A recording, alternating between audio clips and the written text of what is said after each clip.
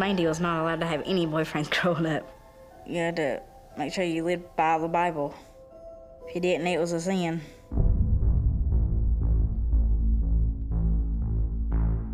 The reason Mandy married Paul so quick was because they were trying to do things right.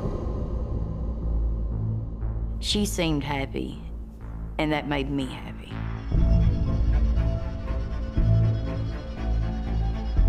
At first, Paul seemed like a good man, but the trouble was, she knew nothing of him. The folks who are quiet, those are the folks that you may least expect, but who could prove to be the most dangerous.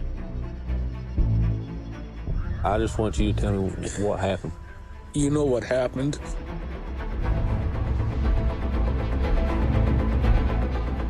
This case is one that involves an act of evil. They're gonna take her side over me, no matter what. It was a tragedy. It broke our whole family.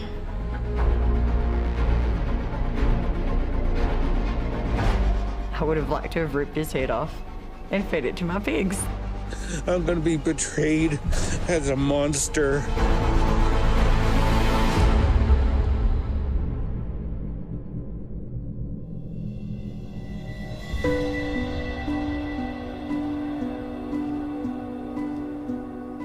Mandy was really outgoing. She was an amazing person. She taught me how to ride bikes, and we played dolls and went on trips to Tennessee. Mandy was very quirky. She was always being funny, being more silly than funny. You know what I mean? She always tried to make you laugh. That was how she came across. She had a real personality.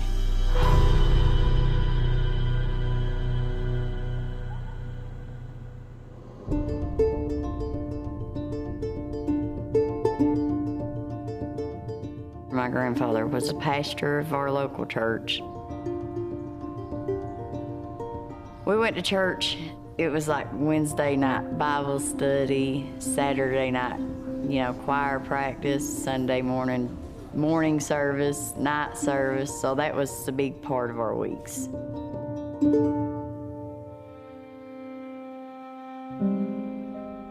This is Mandy's baptizing photo. She was like 15 or 16 there.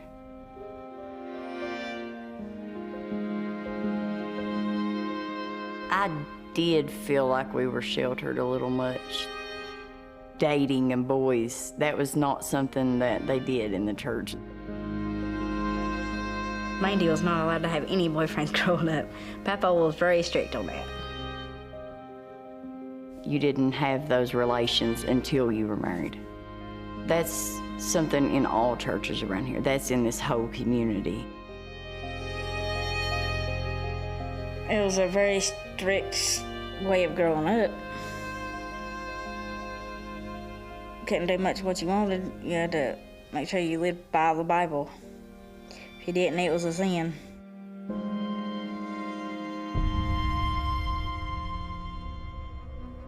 Paul LeMay met Mandy online.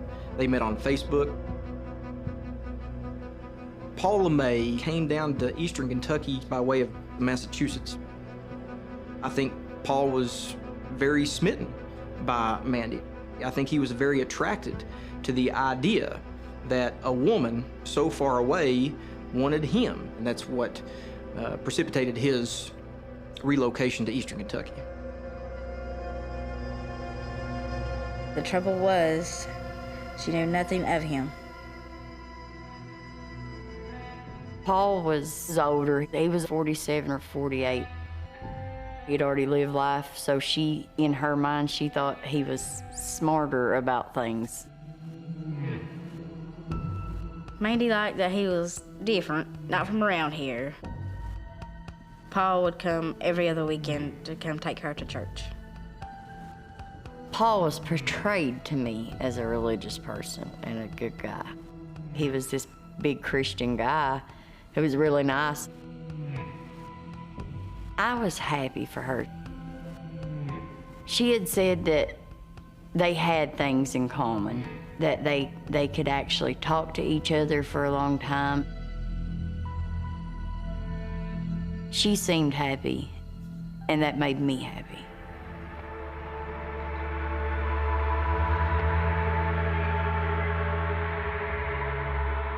They dated about 7 months at the most.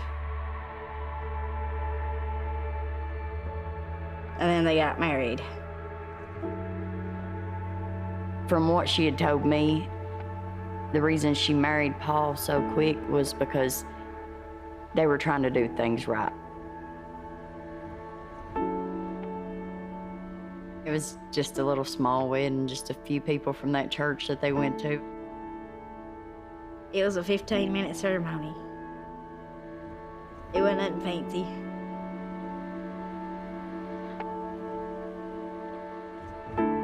My grandparents thought it was a good thing, too, to get married to Paul. They liked that he had a job, could provide for her, and had 2 vehicles. Paul didn't have much family nearby. None of his family was there, I know that. Looking back, that was very weird to me. I've personally never met none of Paul's family. Paul LeMay has this mysterious past where we don't know a lot about his background, and that may be by design. It's possible that he doesn't want Mandy or her family or anybody to know a lot about him. It's interesting because we have someone who, on one hand, has estranged or distant relationships from family members, but on the other hand, has an identified loved one that they've idolized. It sets itself up for problems in the future.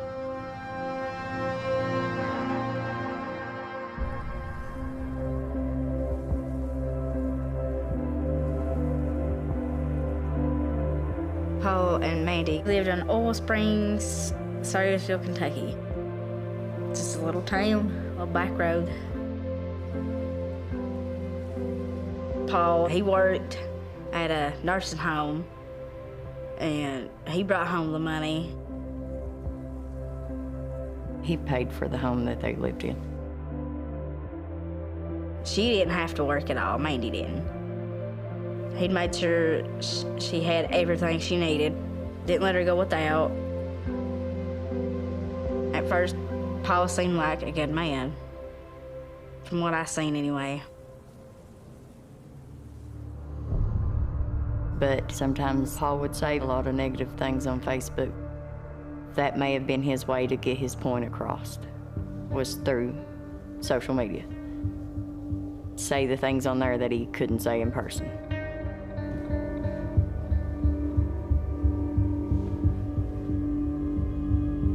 It's a Facebook post from Paul. All my life I've been called no good, that I'm worthless, that I will never amount to anything. I finally had enough and I came here to Kentucky, where I've got myself a home that I paid for. I have a beautiful, loving wife, and anyone says otherwise, they are a liar. He was very fragile, I could see that. He never opened up, wouldn't talk. Maybe there was a reason behind it. There was a madness in his old life that I didn't know about. Paul LeMay's Facebook posts say to me that this is someone who's vulnerable and identifies with this role of someone who's been victimized and has to take on the world.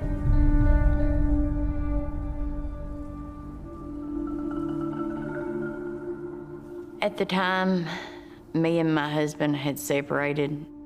My children were tiny.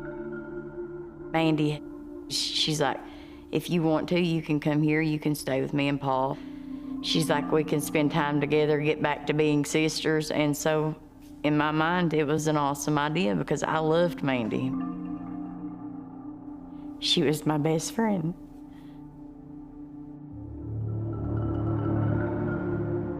Mandy, she loved her hair dye.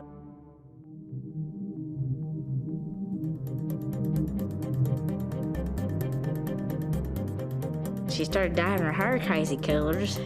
It was blue, purple, and one time she messed it up and it was half blonde, half blue. One time we were gonna dye both of our hair that same night. And we was gonna go out and get the hair dyed. And Paul wouldn't allow us to do it. Paul, it wasn't a necessary thing, so she wasn't allowed to do it. Why was that? I don't know why he wouldn't allow her to do it. I'm trying to answer these for you, but I can't find a rhyme to the reason of why he wouldn't let her. I suppose he treated her like a child. The fact that Paul LeMay's relationship with Mandy appears to be more like that of a father and a daughter is indicative of his controlling nature. It's also interesting that in this day and age, where social media and videos of one another are very common, that there's actually very little of that with Paul LeMay and Mandy. If he can control the little day-to-day tasks that she does, he can ultimately control her life.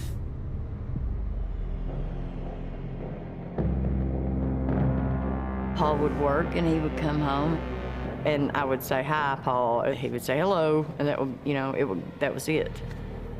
He would always lock himself in his bedroom. The folks who are quiet and brooding and kind of seething underneath, those are the folks that you may least expect, but who could prove to be the most dangerous. He would always lock himself in his bedroom. I thought it was weird. He wouldn't associate with the rest of us. Nobody really knew what was going on in there.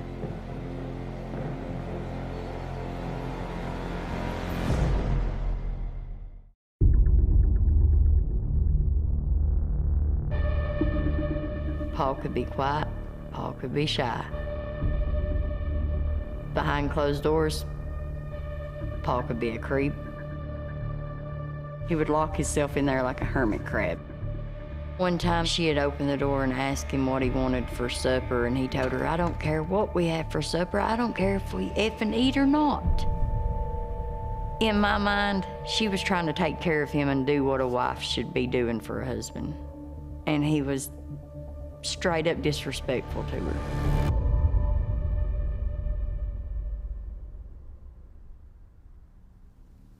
This is Mandy at a rough time. About 25, probably. This looks like the time she had gotten arguments with Paul. A lot of the times they would argue. They would argue in the bedroom, in their room. And we tried to stay away from that because I had kids and I didn't want them to hear that. So we always tried to stay out of the arguments. It was always behind that bedroom door. Mandy would go in her room, she would come back out and she'd be like, "Oh, it's happened again." Paul, he's in one of his moods. But she chose to stay. I don't know why she chose to stay, but I think a lot of it is that she was actually building a home and building a life. And it's just like, to her, it was nothing, like she'd grown used to it. There's indication that the arguments between Paul and Mandy are escalating. It begs the question of, what's happening there. Is it that he feels he's losing control and his own insecurity is knocking at the door? When someone like Paul doesn't feel in control, he may lash out impulsively.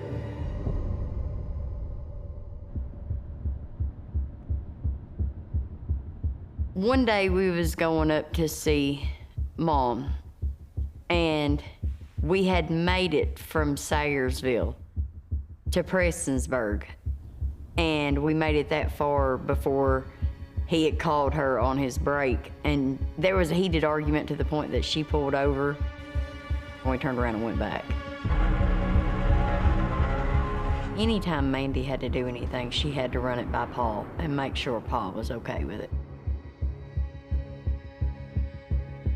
He had come home from work And he said he wasn't feeling good, so he went in there and he laid down and went to sleep. And so me and Mandy and the kids had went out to Walmart.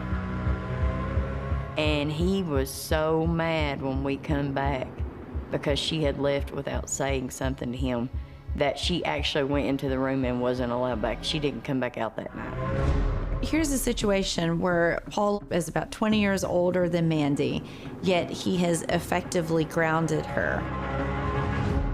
When individuals are that controlling and domineering, it makes you wonder what else is happening behind closed doors. Felt like she was trapped in a prison. Mandy would say things like, I feel like I'm in jail sometimes, you know. Paul was very controlling.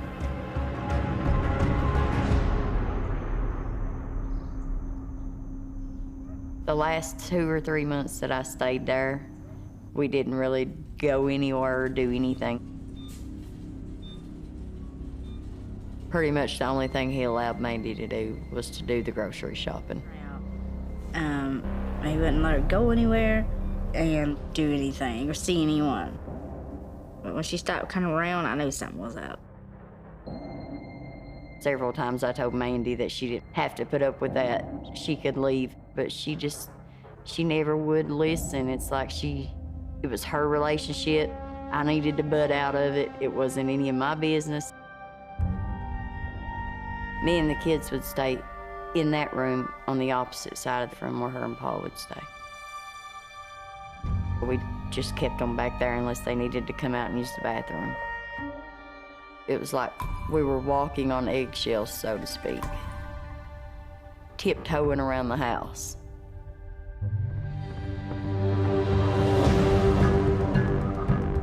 I wish I would have stepped in and done something because I feel like I could have helped her out. And I wish I'd just let her know that I cared more, you know what I mean?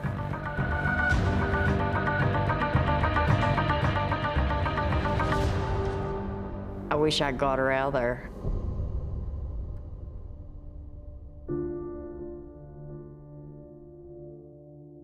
Paul is this quiet fella who keeps to himself. But as time goes on, his Facebook posts start to get more aggressive. Last night was a tough night. I cried most of the night. The enemy wanting me to do something, but I was strong enough not to do it. Hopefully today is a better day. Now I kind of beat myself up for not putting them on my Facebook. I've never seen these.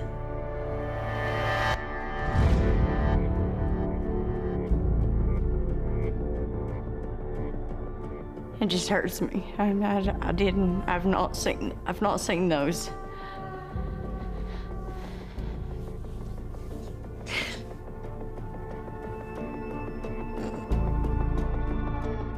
From a religious perspective, Paul may be referring to the enemy as Satan. It's also possible that the enemy is his rage, his insecurity.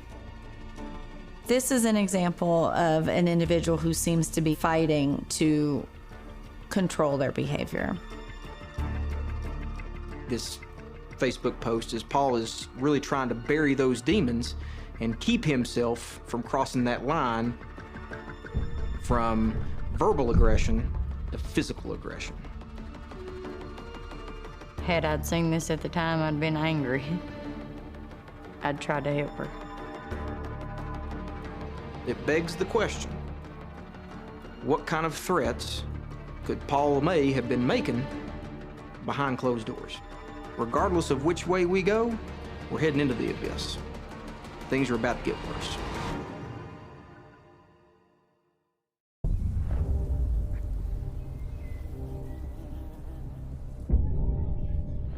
One day, one of the kids had climbed up on the table and had knocked over a couple of plates and cups that was sitting on the table from when they were eating. Paul, he didn't really explode or anything. He went into the room, he had hollered for Mandy to come in there, and I don't know what was happening to Mandy. Like I said, she was in that room, they were locked in there, I don't know. They were in there for over an hour, and when they came out, they had got a change or two of clothes for each one of them. and she told me that they'd be back.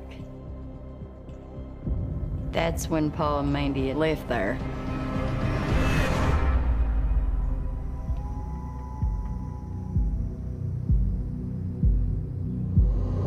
I could tell something was wrong.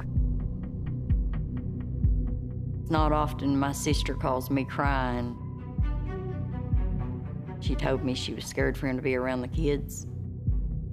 If I didn't get the kids out of there before they got back, that something was gonna happen. He might hurt them or something.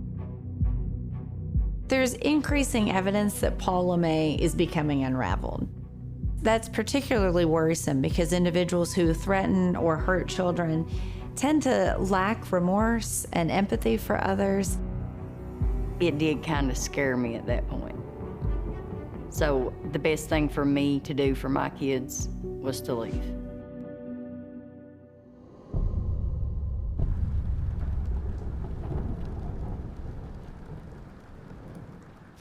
When I left there with the kids, things with Paul and Mandy got a lot worse.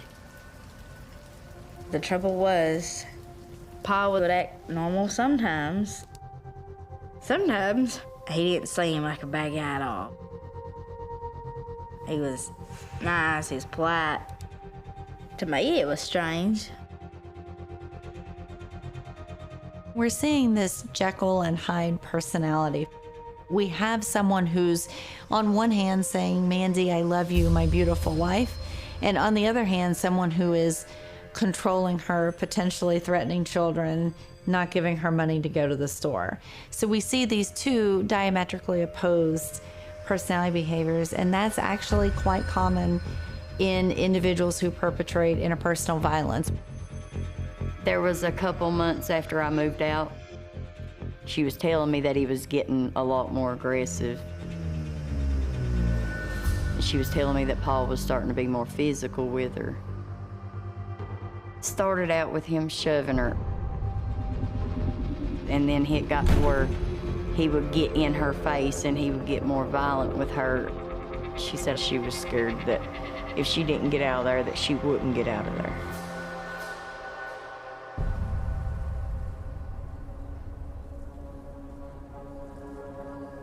She called me and told me she did leave Paul. She was at a friend's house, that she was scared of him and that she didn't want to go back home. She told me they were good people, she was safe. I didn't really question it. She was out of the bad situation, so in my mind, she was good. And she told me she was going to come over for Thanksgiving. Thanksgiving is really important to our family because it's the only time we actually sit down around the table and gather around and pray over the food.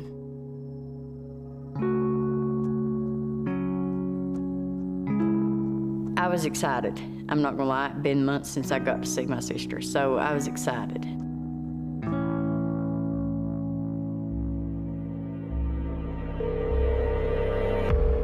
The family are ready to eat Thanksgiving dinner. Dinner comes and goes, but there's no Mandy. Nobody could get a hold of her. Nobody knew exactly where she was. I was the last one to know where she was, and she was supposed to be at that friend's house. As the minutes turned to hours, the hours turned to days, I could imagine a whole host of thoughts, running through their head about where Mandy might be. Maybe she's in the hospital. Maybe she's just out having a good time. Maybe Mandy's gone to see somebody else for Thanksgiving, and maybe she'll turn back up.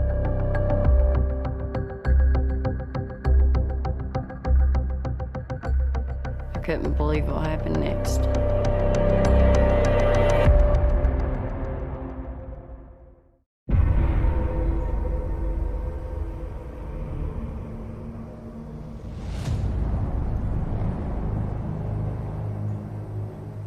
Mandy had told me she was at a friend's house and she was safe. But then we wasn't having no luck getting hold of her. I tried contacting her phone, her Facebook, her messenger, and she just would not answer. I didn't even know where to start to go to look. I had went out and I had printed off some photos to give the state police.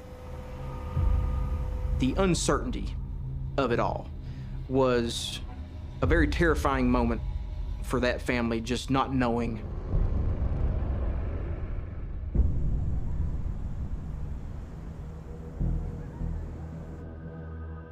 Despite the family's concern over Mandy being gone for 2 to 3 weeks, on December 17, there's a post on her Facebook account. I needed to get away from the drama and dry myself out. I will contact the ones in my family after the first of the year. I knew reading that day that wasn't Mandy.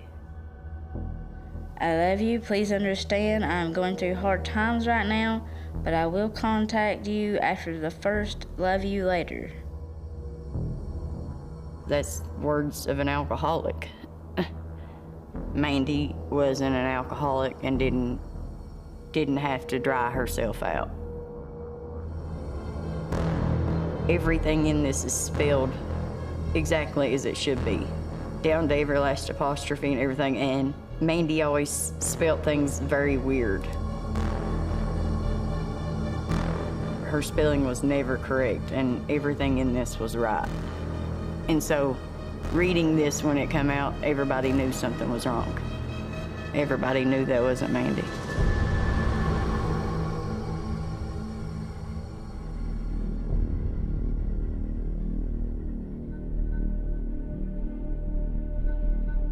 Homer then contacted Paul asking where Mandy was, what was going on.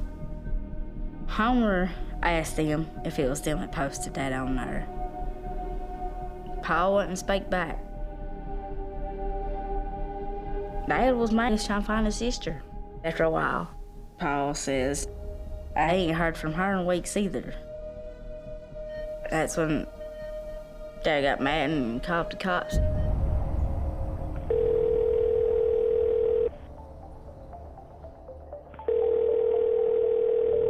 Dispatcher Thompson. Yes, ma'am. I was wondering, how do I go about filing a missing person report? Okay, what's going on? Okay, my sister, her and her husband had split up, and nobody has seen her since the day before Thanksgiving. Who is your sister? Mandy Ann King LeMay. Okay, and what's your name? Homer King. Okay, and she's married? Yes. He's telling us that he hasn't seen her since the day before Thanksgiving either. Okay, I'll have a trooper make contact with you, okay? Okay, I appreciate it. Homer was really annoyed at Paul. He was wanting to know where Mandy was, but she ain't spoke to nobody in over 3 weeks. We know from the evidence so far that Mandy has been controlled by Paul. And the family's probably thinking maybe it's just their relationship. It's very possible that Paul has Mandy trapped inside the house.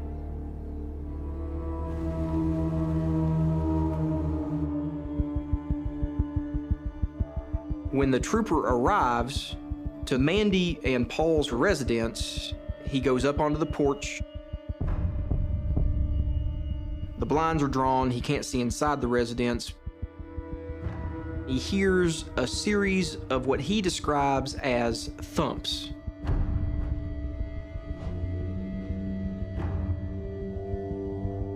It sounded like someone was moving around in the home, but nobody ever came to the door.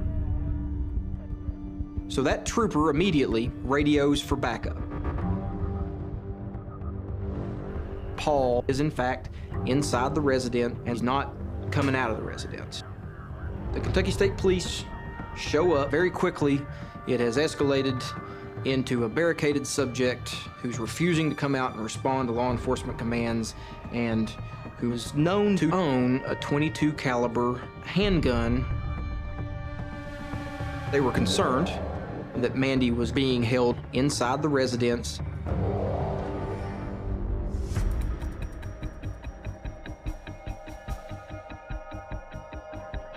As the Kentucky State Police are trying to get Paul LeMay to cooperate with their commands, they're looking for folks, neighbors, who might have any means to contact Paul. One of the neighbors happens to have Paul LeMay on Facebook Messenger. And Paul responds. Paul's still refusing to come out of the residence. But as the time goes on, Paul wants a cigarette. The Kentucky State Police tell Paul, "You've got to come to us." Paul is very reluctant to do this. So the neighbor, Pat, volunteers to take the cigarette to Paul, who's standing on the porch. Now, at this time, when Paul comes out of the residence, Paul LeMay is dressed in nothing but sweatpants and no shirt. It's December 17 in Kentucky. It's very cold, so the next door neighbor, Pat, also offers his sweatshirt. As soon as Paul LeMay gets that sweatshirt, he is rushed by two troopers who are laying in wait, and that's how the Kentucky State Police eventually got Paul into custody. The state police begin a sweep of the LeMay residence to look for Mandy. At that point, they had no idea whether she was dead or alive.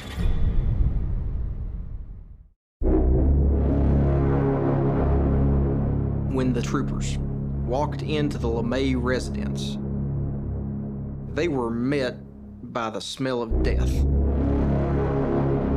They could smell decomposition in the air. When they get into this back bedroom, they can make out a pile of blankets, and sticking out from the bottom of that blanket is what is obviously a human foot. They pull the sheets back, and there they find the deceased body of Mandy LeMay.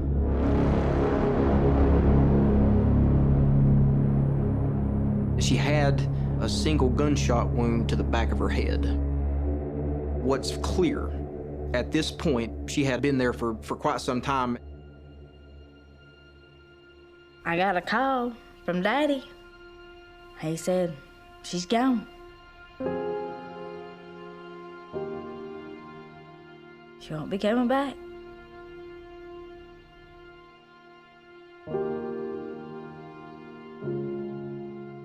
I fell to the floor.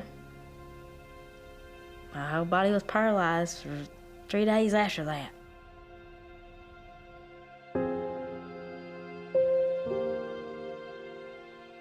I never knew she went back there to even think that could have happened.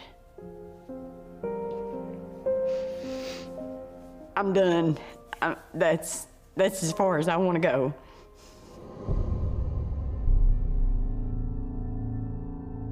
A family in Johnson County is wishing they would have seen the signs after police say their family member, Mandy LeMay, was shot and killed by her husband. Paul LeMay's statements to Kentucky State Police during his recorded interview tells us that Paul was obviously in a very troubled place. I just want you to tell me what happened. You know what happened. You want me to come out and say it? I'll say it. Yes, I killed her. I didn't want to. I loved the woman, damn it. My guess is that Paul did it so that nobody else could have her, and she couldn't leave him. it's gonna come out that I'm the bad guy no matter what. They're gonna take her side over me. Paul clearly identifies as the victim. Individuals who fail to take responsibility for their own actions are some of the same individuals who are callous and lack empathy and remorse. She would have been alive now if she wouldn't have went back. But Mandy couldn't make up her mind whether she loved him or not. I'm gonna be betrayed as a monster. You want to tell me how you done it? We learned through the course of the investigation, Mandy had left the marital residence and hadn't returned for quite some time. But eventually, Mandy LeMay returns home. I just sat on the couch looking at her. She tells Paul that she's lost her telephone. She doesn't have one, and she needs a mean of communications. She wants to be able to reach out to her family and set up this plan to go spend Thanksgiving with her family, to have dinner with them. She wanted to use a phone. She was talking to someone. We know that Paul LeMay is in the house at that time, and he is likely hearing these conversations take place. He understands that in a few more days, when Thanksgiving rolls around, Mandy's going to be back out the door again, spending time with her family, and eventually an argument between the two ensues. At this point, Paul knows that he's lost Mandy. He's lost control of the one person in his life, the source of his ego. And now we can see that the dark impulses are going to seep back in. It's almost like a volcano erupting. This is the last straw. What little bit of heart I had left for her, it just went away. The evidence in this case shows that Paul LeMay went to his bedroom. What kind of gun was it, Paul? A .22 revolver. He took that revolver into the living room. He put that gun to the back of Mandy LeMay's head,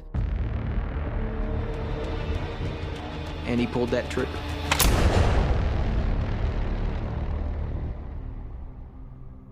Well, from what I was told, he shot her in the back bedroom and dragged her to their bed, and he slept next to her those several weeks that she was laying there.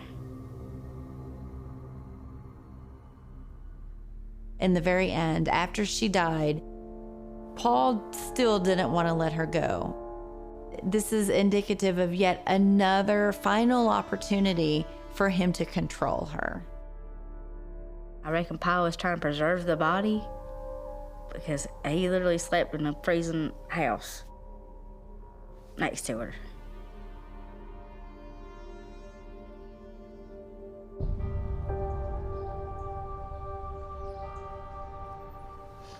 We all had the funeral.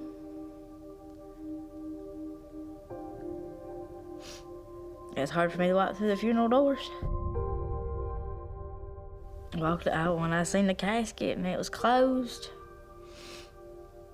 I didn't even get to tell her goodbye.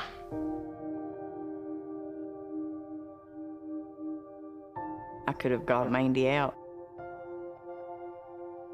Mandy could have been safe. Mandy could be here with us now. It would have been nice if Mandy could have met my children more. I could explain to them better of how good of a person she was, and how good of an aunt she would have been, and how much they would have been spoiled. It hurts me every day that she can't be here with us today.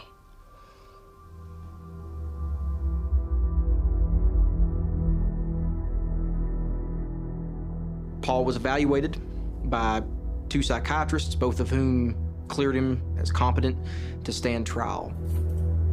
You swear the testimony about to give is the truth, whole truth, and nothing but truth, so help you God? Yeah, I do. Your name? Paul LeMay. Grand jury charges that on or about November 20, 2018, You committed the death of Mandy LeMay by shooting her in the head, which caused her death, that being the charge of murder. You wish to enter into a guilty plea based on the Commonwealth's offer on plea of guilt. Yes. If I accept your plea, Paul LeMay didn't actually go to trial. He pleaded guilty to 1 count of murder, 1 count of abuse of a corpse. Judge, on behalf of Mr. LeMay, he declines to make a statement other than to say that the truth that he would tell wouldn't be believed by anyone. It's still very frustrating that he couldn't explain to everybody in court why he did do it. And that's all he wanted me to say on his behalf. And so he thought he didn't have to give his explanation. He didn't have to tell a why.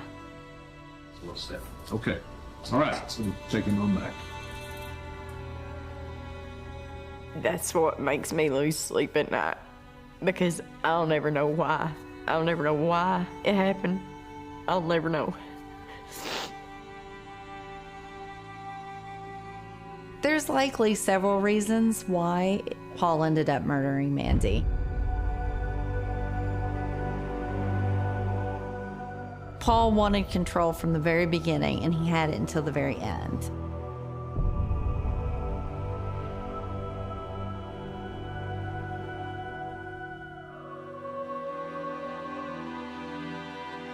She was an amazing person. Mandy would want to be remembered as the funny, goofy, outgoing, people-friendly person that she was. I like to think I'm gonna see her again. That's what keeps me going every day. We'll see our loved ones again.